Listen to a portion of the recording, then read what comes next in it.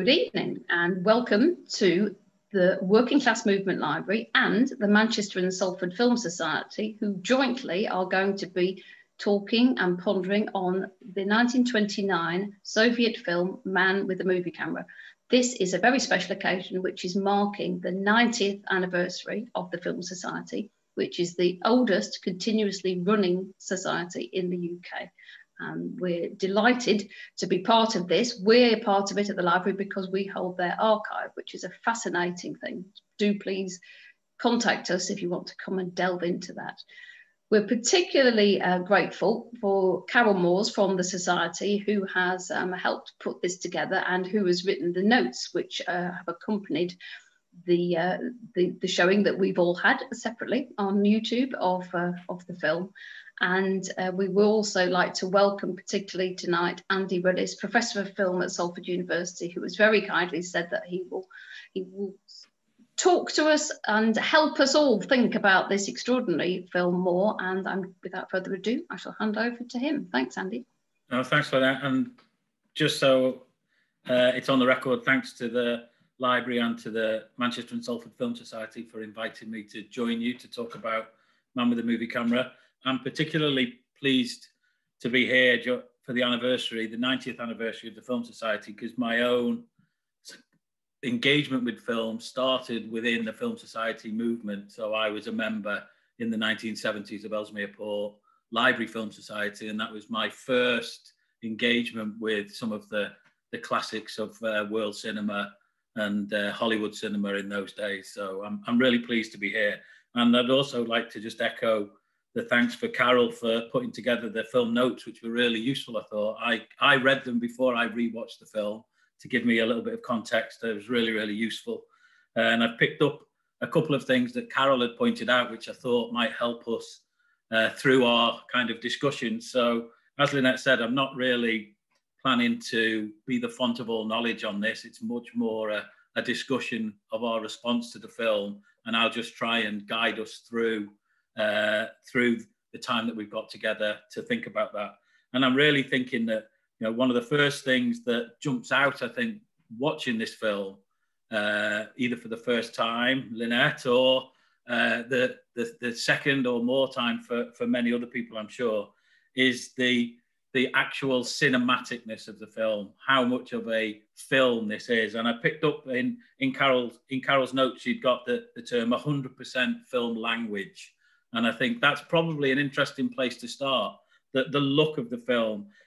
In those opening titles that we see, it says, you know, that they are trying to not be theatre, not be literature, but to attempt to create a truly international language. And I think just that term, not wanting to be derivative of any other medium, trying to be film as film, and then also trying to create this international language, I think speaks a lot about the film. And I thought that might just be an interesting place to start our responses. So if I get us going, one of the things that really always amazes me with the film is how fresh and how modern it feels, particularly the way in which it foregrounds film technology and the way in which it places film alongside the other technologies that it shows that are creating this kind of modern, vibrant city.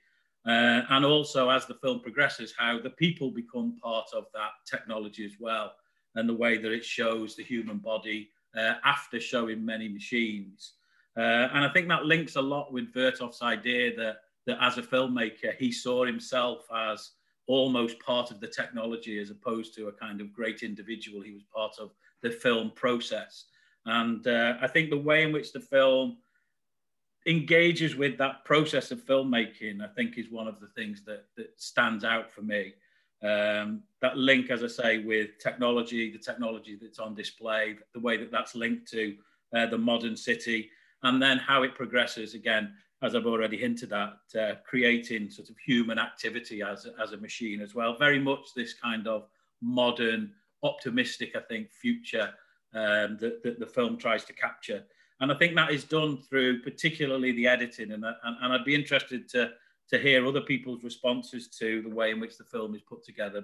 But for me, the editing creates that kind of motion and the rhythm of the city. and the editing creates, as I'm sure many of us know, within Soviet cinema, editing was seen as one of the key components of film form.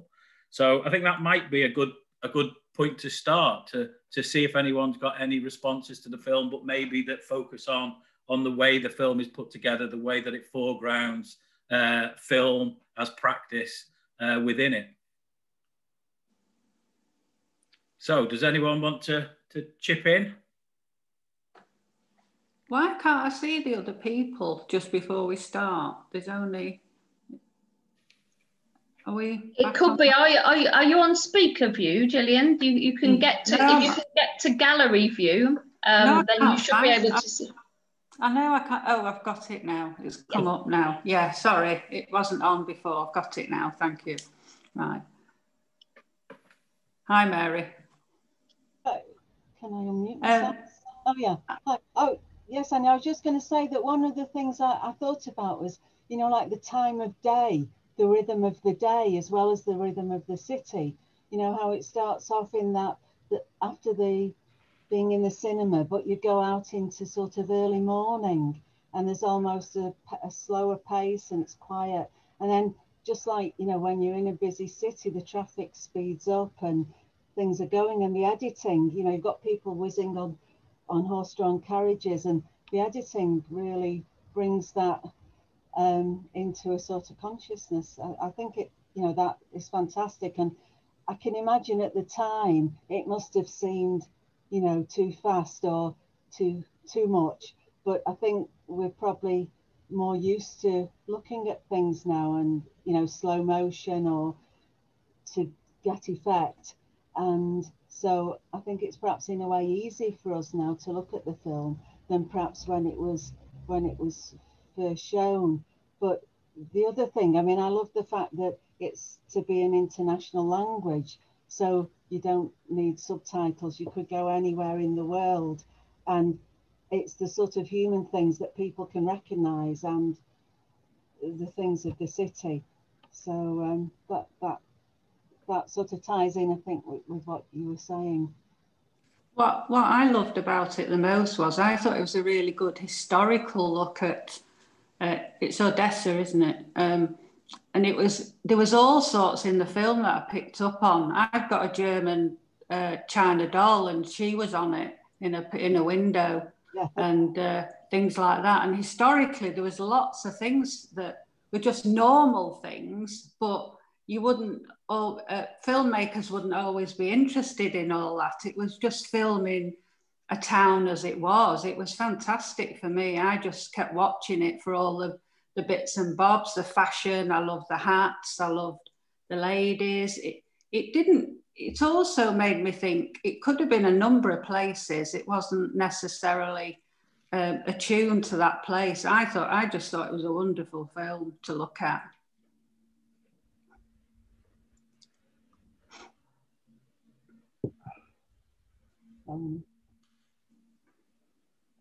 You unmute yourself, Eleanor. There you go. Right. I was fascinated partly because my life previous to retiring, well, I worked in the photographic industry, and I worked with black and white film and making various ones and the rest of it. And what amazed me actually was the quality of the film. For when you think that how new photographic industry was, I mean, we only got into 1908 when we had safety film, so it was safe to, you know, not explode on you. And cinema, you know, and there were all companies going in the 1895s trying to make film, but the sound only came in 1929. So, you know, this was just before sound, but some of the special effects that you've got in there are really special. You know, the facility to go backwards and forwards and do all sorts of things like that. This was on a film that would have been very, very slow compared with anything that we would use now. You know, you'd have to put huge exposure in to get anything in those days. So I just find the whole nature of how they did it and it was some very sophisticated movement. That's one of the things I look at. Yeah, I think linked to that, what's interesting is the fact that it links with the other point that was made as well. I think the fact that it mixes up the different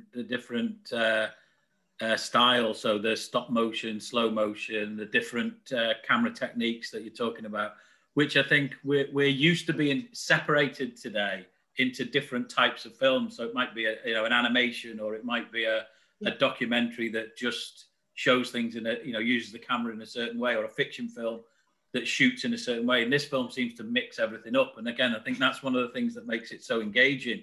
It's kind of almost like the way in which things became pigeonholed into style, became pigeonholed into different genres or different types of films. Then that it hadn't arrived at that point. They're still willing to throw everything in and experiment with all different styles. And I think that gives it a real vibrancy for me.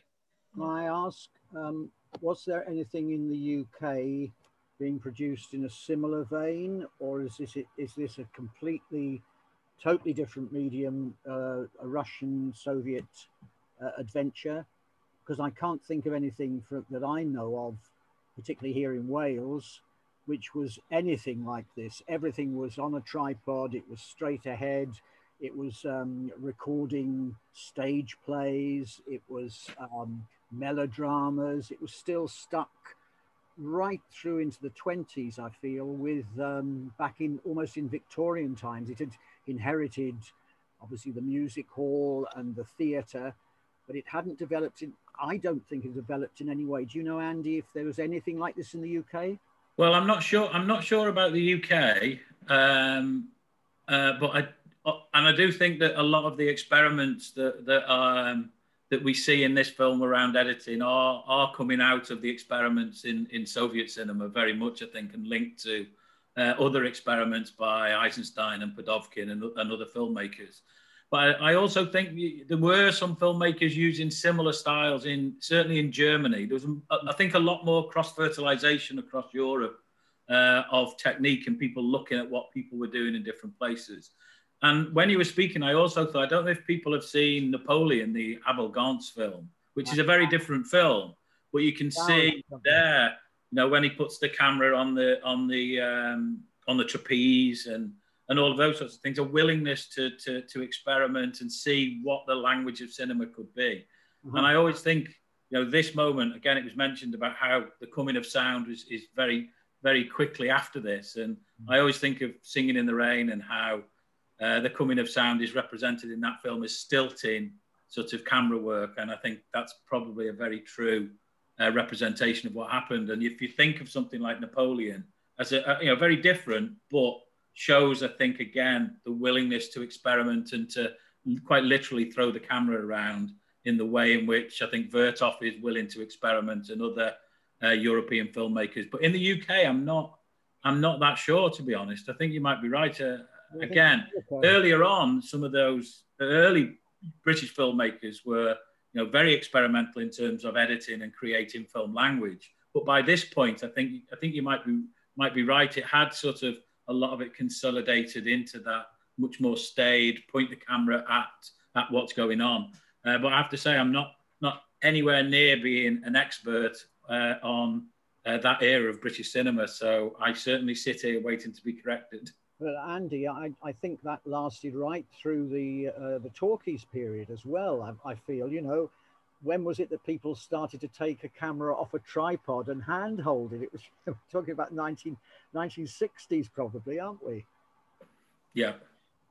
And interestingly, I think some of the stuff that I've been reading is saying how some of those initial documentarians who did that, particularly in France and places like that, they were very influenced by Vertov.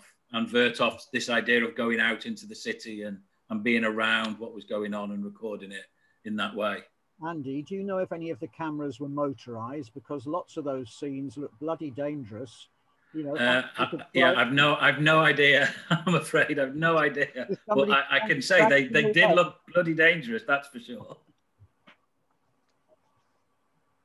Gordon, you've got your hand up. Do you want to? Oh yes, you want me? Yeah, go for it. Right. Just few things. You're saying about cross-fertilisation with Germany. I mean, you've got Hitchcock in Britain who trained in Germany and seems to have been very much influenced by that. And you can see some of the camera angles that he uses. But I mean, what intrigued me about it was this was shot, 11 years after the revolution. And it seems a normality is settled before the purges. But you've got quite a lot of poor, homeless on the streets and poverty, but you've also got people in carriages being manicured and that. So it's obviously society is changing, but slower than probably some of us perceive that it's changed. I was found amusing the way you've got camera shots of the camera taking the shots, and you've got all that kind of interplay in it. So it's obviously not just one man and a camera, but a whole kind of setup of cameras within the 3 locations. It was intriguing. It would have been good to see what the original score was, because I think it was a modern score on the version that I looked at. It'd been originally to see what the original score was like. I've got a feeling that again, I'm picked this up from Carol's notes and also from some other things that I looked at, and they were very much, I think, aware that when the film would be screened, there may be accompanying musicians, that they might just respond to the film. They might not necessarily come with a score ready to go with it, as they often did in this country as well. You know, the people who played the music at films would often just respond to the film rather than having an absolute score that they had to follow. I mean, one of the intriguing... Sorry. No, I was just going to follow on and say, after a short time watching the copy I was watching on YouTube, I turned the sound right off, because the soundtrack was, as soundtracks often are today, really quite heavy and was sort of pushing you to something against what you were seeing on the screen. And I didn't find that a difficult watch. You know, half an hour without sound was quite nice, really. So what I began to pick up on in scribbling down notes and things was the amount of movement through the film, the way it would pick up on, say, perspective as a theme. And there are perspective shots of roads, railway tracks, tramways, looking down buildings, engineering. All the time you get this Renaissance perspective going in the distance, and all the time he would literally allow it to be cut across. The funny one is where the train tracks are going down, and suddenly the car goes shoop across the tracks, almost like a silent, humorous film. And I think he did have a sense of humor. There's odd bits in it that play to that. And then a few shots later, the car comes back again. It's the camera car and goes in the opposite direction. And he's playing with this. And then through the film, the perspectives keep repeating and repeating. So you almost come to expect to see them. And as well as trams and coaches going across them, it then becomes the people. In 1 or 2 instances, they're literally leaping out of the way. And that whole idea of repetition, you could look at it in other themes, but I think the perspective one is a particular one, particularly in the first half of the film. I don't know if you can see it in terms of sections, but I think there's a sort of, just looking at it again, I haven't seen it for a long, long time. But just seeing it again. And the other thing that kept the pulse going, of course, in our viewing of it is the artifacts. the little flickers and whites and marks, which they wouldn't have, well, perhaps they would have seen initially, I don't know. But in any viewing we have of it now, they're there as almost a pulse of time between us and them. Yeah, I mean, that's a really interesting observation, I think, that particularly the way in which there is continual sort of diagonal things going on as well, with the, you know, when the people are jumping, doing the athletics and things like that. I think you're right, and I think that really does create that alongside the editing creates that it gets quite a frantic rhythm going on, which I think, as you say, I think you can pick that up even if you're not listening to the music, which might be sort of overlaying that. What's interesting is I think on YouTube there's quite a few different versions with different music on them, and I think it's a film that musicians have responded to over the years, doing different scores for it, trying to draw out different themes as you touch on there, I think.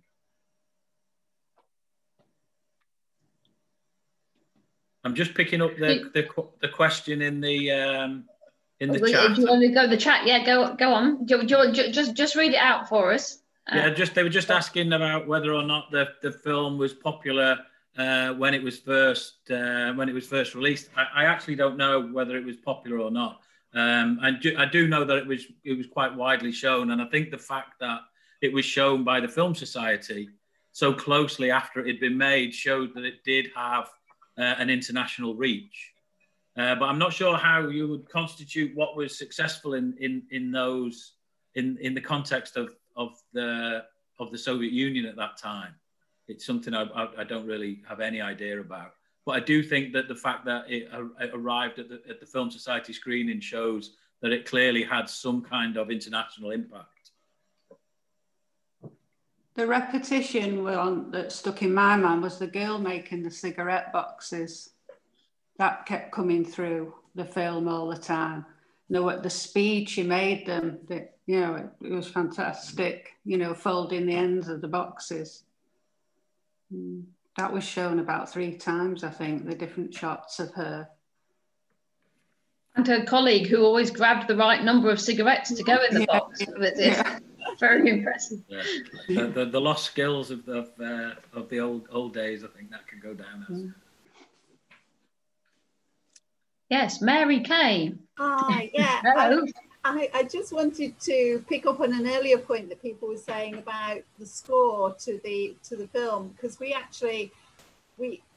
picked up a very bad copy because we were looking at it on TV. We didn't have the direct link, so we saw one version of the film that was a very poor digital version with one score, and then we actually picked up another version that was actually a very basic colorized, you know, it had a color wash, didn't it, through it, and with a different score, and it was a completely different experience. And the other point I wanted to make, you know, you were saying about whether there was an original score to it or not.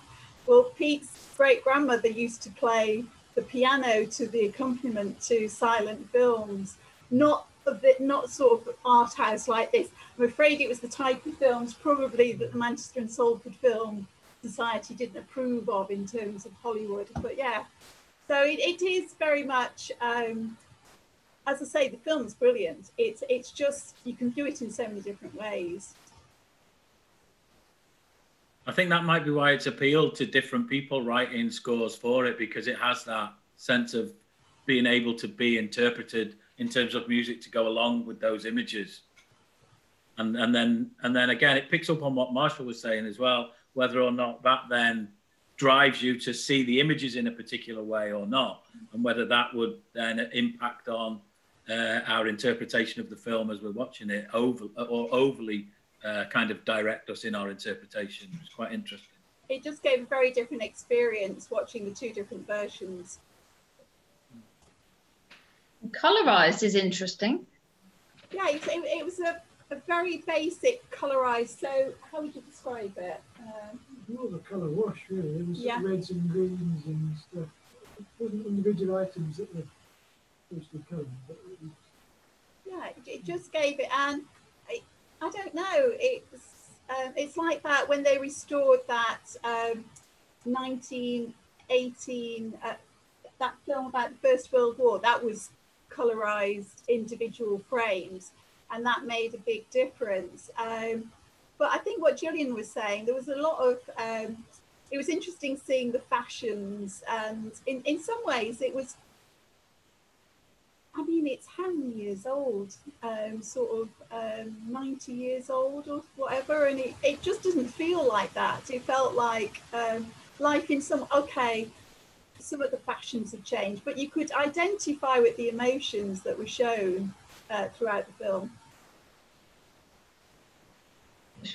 For sure. But Marion, you have raised your hand. Can you unmute yourself?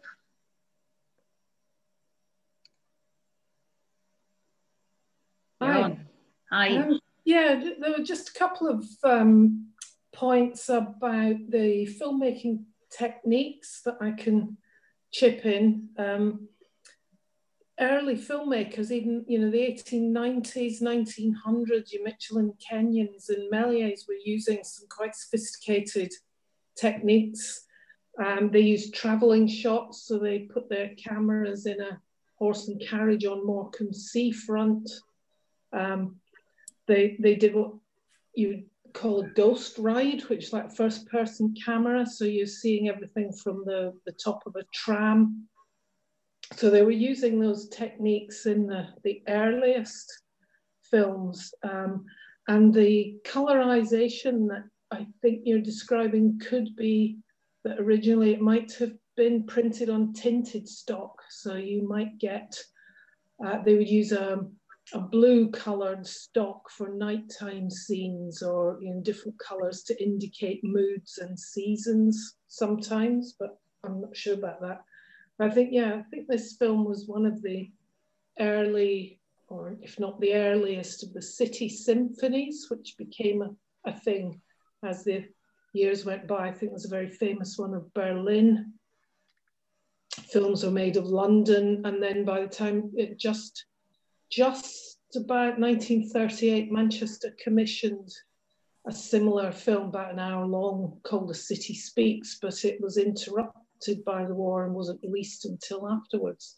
So it became a fashionable thing to have a film made about big cities. I think, Marion, you can correct me if I'm wrong on this one. Often those films, I've seen a couple of the ones you're mentioning, they're often trying to present the city as a very modern space, aren't they?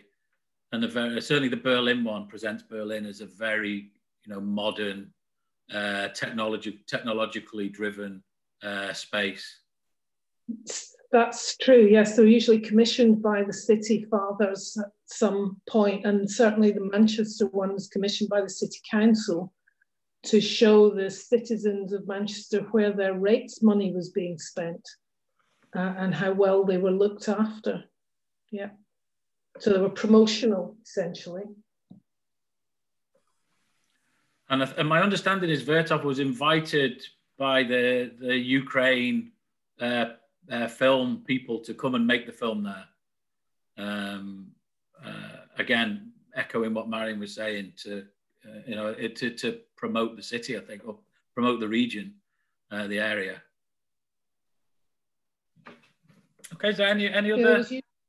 Oh, sorry, Marion, go on. I was just going to say there was usually a commercial reason, because there had to be a decent amount of money behind a film like that, just for the production. Yeah. Well, what I think is interesting, just to go back to one of the points that was made earlier in relation to that, is the way in which, when the film opens, we do get those images of people who are obviously living in poverty and sleeping outdoors and things like that. And I wonder whether there's an implication that the amazing things that we then see in the film will be the kind of move forward to try and prevent that sort of stuff being around. I'm not sure, but I think it is interesting in the context of what Marion was just saying, that we do get those images early on in the quiet moments at the beginning. Carol, you wanted to come back? Yes.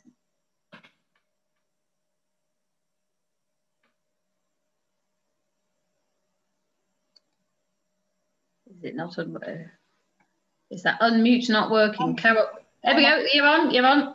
I'm unmuted. Yeah. Well, just one thing I was thinking about that was that I think it was because it's like the impetus behind the film is towards getting the society that's going to be, you know, great for everyone. I think the other thing is it's still showing like the true image of what's there. The camera's not lying, the camera's taking the image. So in my mind, that was why, you know, you had the shots, still there were homeless people and still there were people in beauty parlors and people being treated badly, but it's like the camera was being truthful.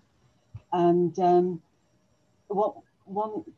other things I thought. One was that because people weren't acting, often in silent films, people overact and, you know, they're great gestures, but it seemed very natural because it's that hidden camera. And for that reason, the people seem modern. And I think, you know, you talk about seeing people going about their life, it seemed modern and natural. And the other thing was that, you know, we're used to seeing perhaps drone shots now. You know, you'd have something from the air, or you'd see something out in space, or the camera would actually capture things that we can't possibly see with the human eye. You know, it almost gives us an extra dimension. And I think that Dziga Vertov had that idea, and that he thought that you couldn't always rely on your eyesight or what you took in a glance, but the camera would enable you to actually see into the truth, and you get to see things that we couldn't see with our eyes. So I've been thinking about this after I did the notes and was thinking about the film, but I think in the modern world, that seems very true because, you know, we rely on things for medical imaging, for, you know, out in space, and we do rely on complicated lenses now. And it seems that really is an idea behind the film as well. And I think it's that idea, I think, is summed up, isn't it, with that the final shot of where you've got the eye and the camera lens. It kind of sums it up, yeah.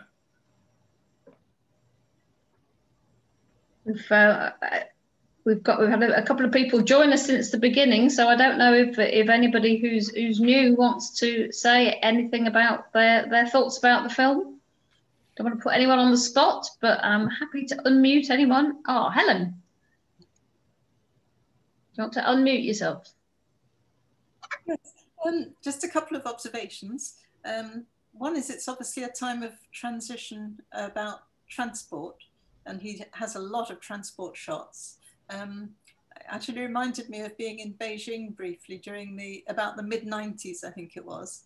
And it seemed to me at the time that all the different forms of transport were very kind of respectful of each other. And in this film, I think I saw pedestrians, hand carts, bicycles, people on horseback, horse-drawn carts and carriages, buses, trams, motorcycles, and motor cars, all actually sharing the city space and all kind of weaving into each other and, you know, knowing exactly the moment you can cross at the last minute before a tram comes through and things. I found that very, very fascinating. And the other point is that to think how lucky we are now that we can sit at home and watch it on our screen and stop and start and run back a bit and then stop the frame and think, good heavens, was that really a baby being born live on screen? So we've got that aspect of technology that enables us to appreciate the film even better, I think. Yeah, that was an extraordinary moment, wasn't it? Yes.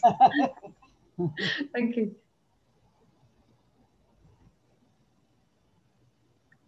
Do we have anybody else?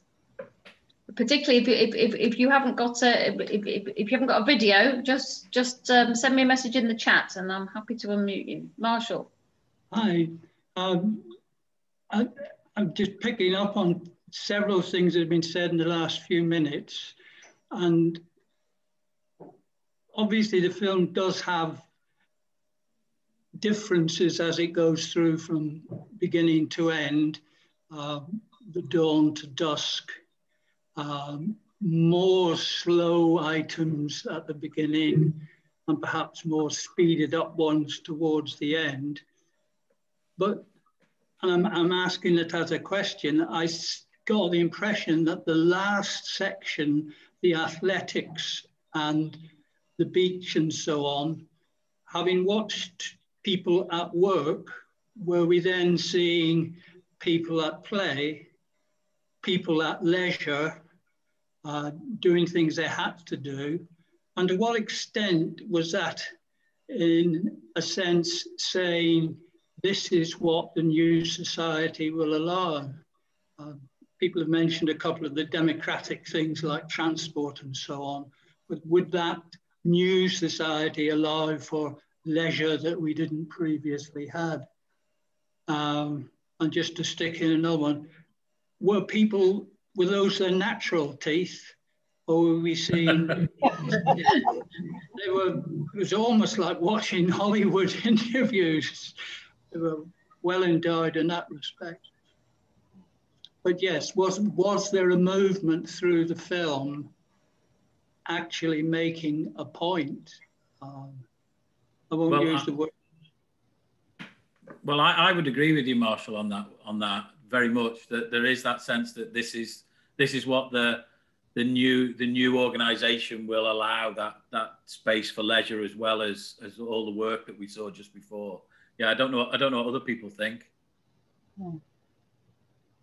A few nodding heads. Yeah. Richard? Was it seen as to Hollywood and Western bourgeois filmmaking? We missed the very beginning of what you were saying, Richard. So I have a feeling it was seen as a reaction to Hollywood as a bourgeois filmmaking, the fantasies. Here we're going to show real life and real people. So it was diverging, going in a completely opposite direction, I think.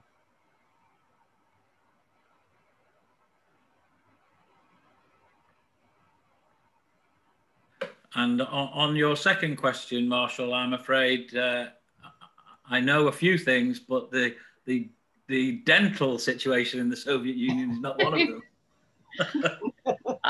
I think there's a PhD in there somewhere. Well, it could go two ways. That it could be about the Soviet Union and teeth, or teeth in cinema. That would be the one I might be able to supervise.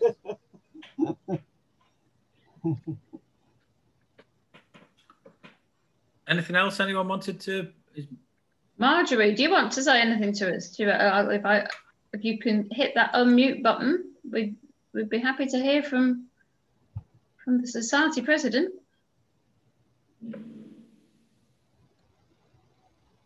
Well, it's not happening. Yeah. Can you see an unmute button, Marjorie, on the that you can click on?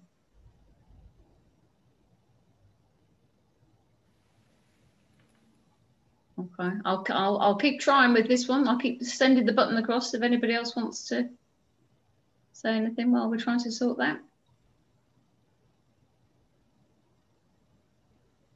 Oh, no. I thought that was doing something then. Okay, calling Marjorie. I'm going to press the button again. There should be a button on your screen, Marjorie, which if you click on it, it will mean you can speak to us. In the meantime, I'll do the same for Eleanor, because Eleanor's... Eleanor? All I was going to say is that the first time I watched it, I purposely turned the sound off so I would see it as people saw it at the time. And yes, the sound did add a few things, but I thought it was very, very powerful in its own right without the sound. Yeah. Marjorie, you're on. Speak to us. You are. Yes, well done. Oh, great. Lovely. I can't see very well. That's my trouble. I didn't know how to get on. And the button was very blue, which I can't see. Blue's not good. Right. Okay. Right. Well, yeah, we can hear you. What did you reckon to the film? I just wanted to think Vertov thought his influence would be in the future. He certainly had an influence on all the technology and what we would call production values now. But knowing a bit about his philosophy, I thought, what did he see the future of cinema to be if he didn't like stories and plots and things of that sort? What was the future that he saw for cinema? Does anybody have any ideas about that? I think from my perspective, I think it's summed up with what people have touched on, this idea of the kino eye, that the camera could reveal the truth of the world that was out there and observe it, and that went on then to influence lots of like again Carol mentioned in the notes, cinema verite filmmakers and people like that. I think what's interesting alongside that though, Marjorie, is that not everyone thought that Vertov's approach was the best approach. So again, I think people might already know this, but Eisenstein, the other great Soviet filmmaker, was very much against this Vertov's idea of kino eye. And he at one point said, you know, he saw cinema more as a kino fist than a kino eye. And he wanted it to be much more proactive and less observing of the world. So I think that's quite interesting. So I think there was a kind of ongoing discussion between Soviet filmmakers about how cinema could be used. And interestingly, I think all of those filmmakers were, I think at the time, quite pro the Soviet experiment. So it wasn't like they didn't agree with the way that society was changing. They just had disagreements in the way in which cinema might work within that. Yes. He certainly had an influence on the future of cinema in technical ways. Yeah, and I think again, I mean, I sound like I'm just sitting here endlessly crabbing off Carol's notes that she did for us. But she mentions in the notes that that Jean-Luc Godard, when he was working with Jean-Pierre Gorin, called their collective the Dziga Vertov group. That's right. And so for four or 5 years they worked, you know, without a named director on the projects. I have to say, the films that I've seen that they made, I'm not rushing to see them again like I'm rushing to see Man with the Movie Camera again. If anyone's seen British Sounds, the Dziga Vertov group film about the car plant in down south, I'm not rushing to see that again. Let's just put that, say that there. But in the same era, you know, Chris Marker called his collective the group Medevkin, one of the other Soviet filmmakers of the era, who made films that are completely different to Eisenstein and to with these. I don't know if people have seen Happiness, which for me is one of the most amazing films because it's got all of these kind of excessive caricatures in it as well, and grotesques, and is very, very different. So I think, you know, once you see the different experiments that were going on in the Soviet Union, it's such an amazing period within film history. Yes, well, I've been to so many courses on the history of the cinema in my time. I've seen all these various attempts at doing something different. And it's, I don't know whether it's still progressing in the right way or whether we're going backwards. Oh, that would be another hour. Another hour. That question. It seems at the moment there is very little that you really want to see without going back into the past. Yes. Ellen.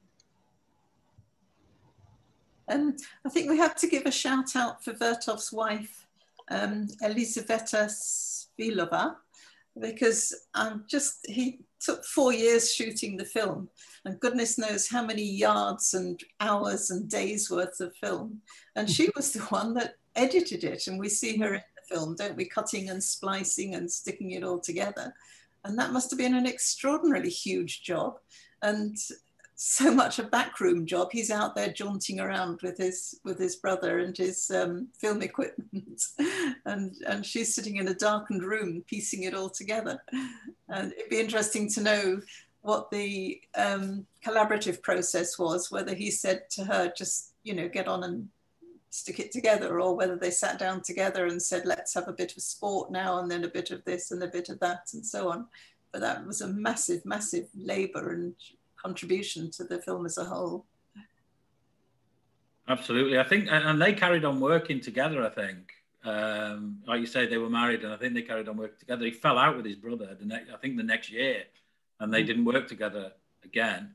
And again, I don't know if people know, but their other brother went on and was the guy who shot on the waterfront. He was the cameraman on the waterfront, Boris. So they had quite a family of practitioners, for want of a better word.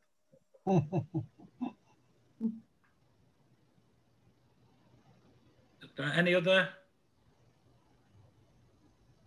I mean, I was wondering if anyone, when I was watching it again, people have touched on this a couple of times when we've been chatting, but you know, whether there's still, you can see the influences of the film today in things that we watch and see today. I mean, we've talked about how there are some differences, but I think, you know, one of the ways in which the film seems so modern, I think, is because you can still see its influences. You know, I was watching it, and the bits where the image comes together, and you can see that on so many, just the credit sequences for so many TV dramas these days have images that seem to be drawn from Man with the Movie Camera. Not to talk about music videos from the past 20 or 30 years, which again seem to just be using a lot of the techniques and the style within the film that we found within that film. Yeah, especially, you know, these stop motion animation, you know, when the camera comes to life. And I was thinking of, is it Wall-E, you know, the Disney? And I know there's the BFI mention, you know, Wallace and Gromit, but, you know, I mean, that things we see so much probably on ads now, as well as film or TV or music video. So it's crept in all sorts of places, I think.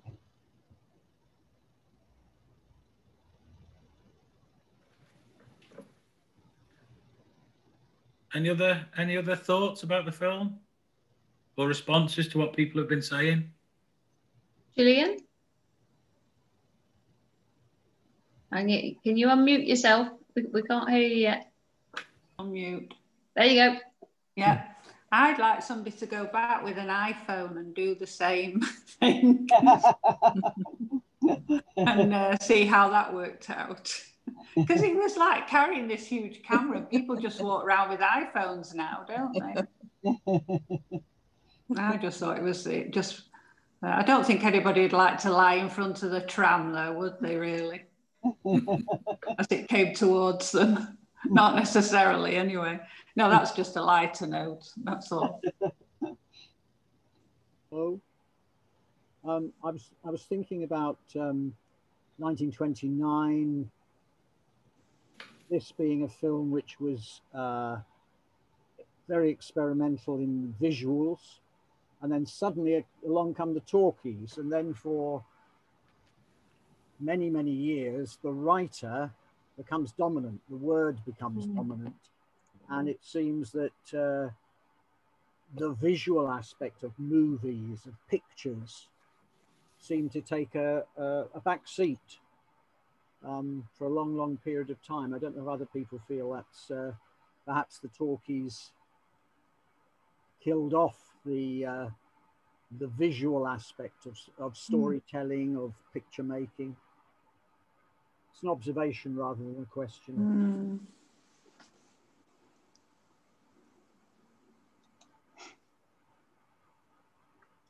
I think you can still see, if you look, I mean, now I can't remember, it may even have been you, Richard, or was it, no, it was Gordon, I think, who mentioned Hitchcock earlier.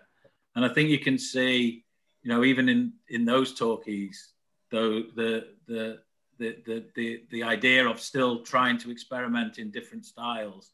You know, if you go through Hitchcock's career and you see when he's doing long experiments with long takes, experiments with editing, experiments with sound, using sound, not using score, not using score, all of those sorts of things.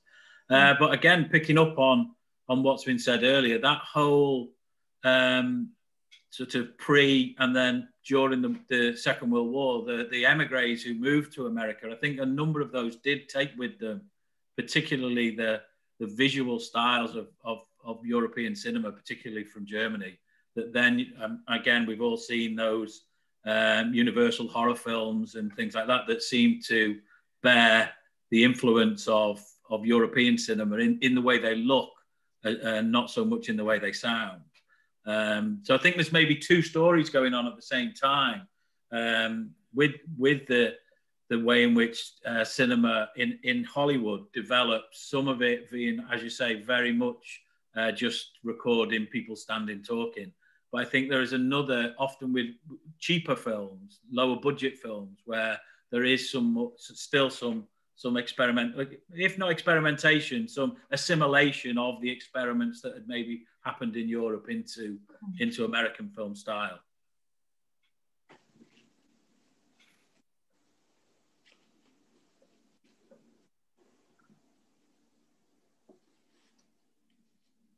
Do we have anyone else who hasn't spoken or who wants to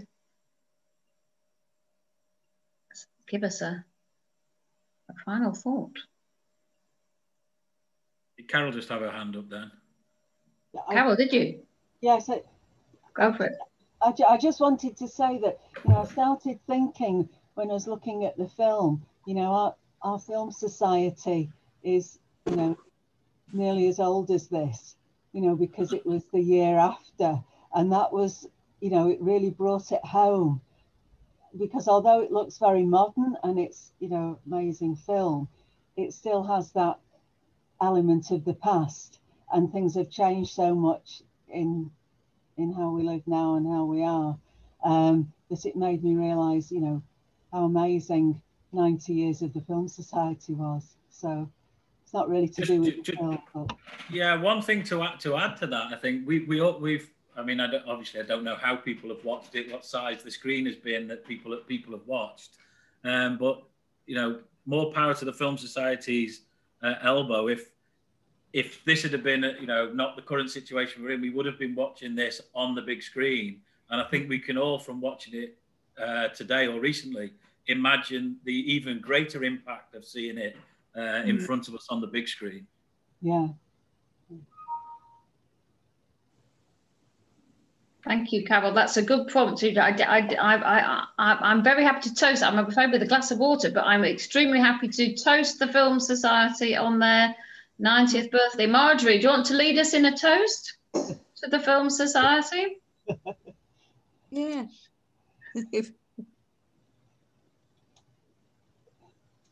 Cheers.